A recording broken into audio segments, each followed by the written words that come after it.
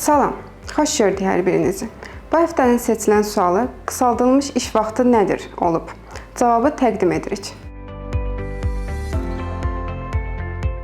Azərbaycan Respublikası Əmək Məcəlləsinin 91-ci maddəsinə əsasən işçilərin ayrı-ayrı kateqoriyalarına, onların yaşı, səhhəti, əmək şəraiti, əmək funksiyalarının xüsusiyyətləri və digər hallar nəzərə alınaraq bu məcəllə ilə və müvafiq normativ hüquqi aktlarla, habelə əmək müqaviləsinin kollektiv müqavilənin şərtləri ilə qısaldılmış iş vaxtı müəyyən edilə bilər.